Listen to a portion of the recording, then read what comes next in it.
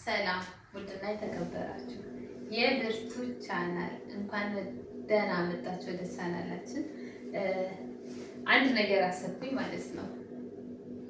በጣም ብዙ ጊዜ ሰዎች ጠይቁኛል፣ ምንድነው ስፖርት ትሰሪያለሽ፣ ጂም ቤት ትሄጃለሽ ምናምን ነገር እያሉ ማለት ነው። ግን እኔ ጂም ቤት ገብቼም አላውቅም አይቼም አላውቅም ማለት ነው። እነሱን ሰራችሁና ለራሴ የምጠቀመውን ነገር አለም ደግሞ ምን እንደማደርግ ማለት ነው ለምን በቪዲዮ መልክ ብጽንና እናንተም ደግሞ አብረን ማለት ነው ለቻሌንጅ ለስድስት ወር ቻሌንጅ እናዘጋጅና አብረን ማለት ነው ቁርስ ምን እንደምመገብ ቁርሴ ምን እንደየሰራ እንደምመገብ እየነገርኳችሁ ምሳዬንም ሆነ ራሴ እንደዛም ደግሞ ቤት ውስጥ ደግሞ ቀለል ያለ ስፖርቶችንም ደግሞ እየሰራሁኝ ደግሞ እየሰራን አብረን ማለት ነው አብረን እየሰራን ለስድስት ወር አብረን ብንቆይ የተሻለ ይሆናል ብዬ አሰብኩኝ ማለት ነውና እውነት ነገር አሁን እዚህ ጋር ምንም ማለት አሁን ቦርጭ የለሽም እኮ አንቺ የምትጠቀሚው ነገር አለ እንዴ ምናምን ነገር ምንም የምጠቀመው ነገር የለም ማለት ነው።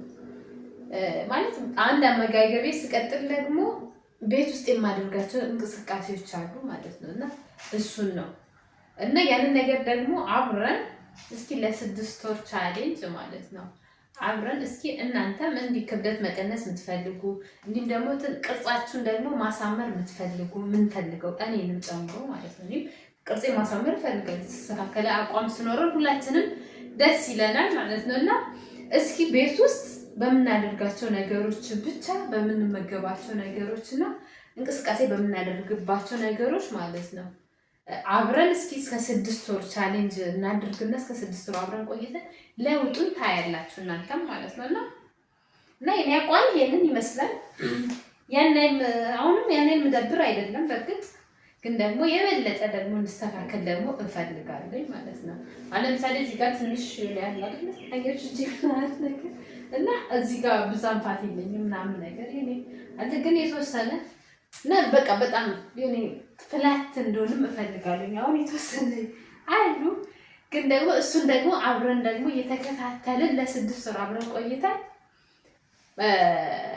እንስራ ለማለት ነው። ቪዲዮ ስለተከታተላችሁ አመሰግናለሁ።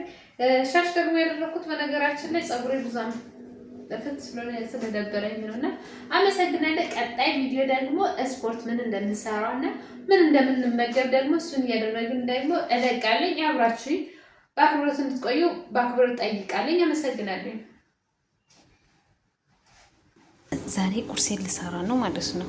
እዚህ ጋር ሁለት እንቁላል አለኝ፣ አንድ ኤግ ፕላንት አለኝ፣ እዚህ ጋር ኩሳ አንድ ሽንኩርትና ቲማቲም አለኝ ማለት ነው።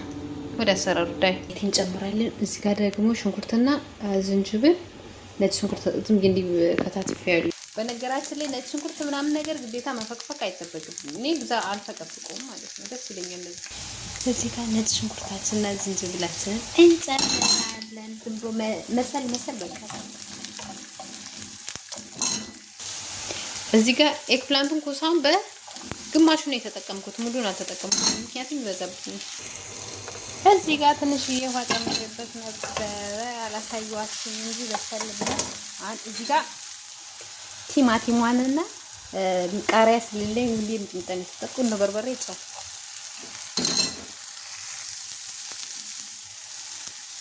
ቶሎ ለእንደዚህ ብዙም መሳትም አያስፈልግም።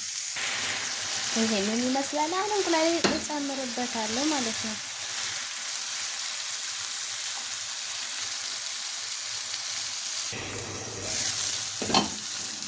ዋው ጨረስኩኝ። ይሄንን ይመስላል ማለት ነው። ከዛን እንዴት ነው መበላ ለምትሉኝ የታለ ዳቦ የታለ ኩቡዝ ለምትሉኝ አያስፈልግም። በሳያችሁ እንዴት እንደሚያምር ዳቦ የለ ኩቡዝ የለ እንጀራ የለ እንደዚህ በሹካ ትበላላችሁ ማለት ነው።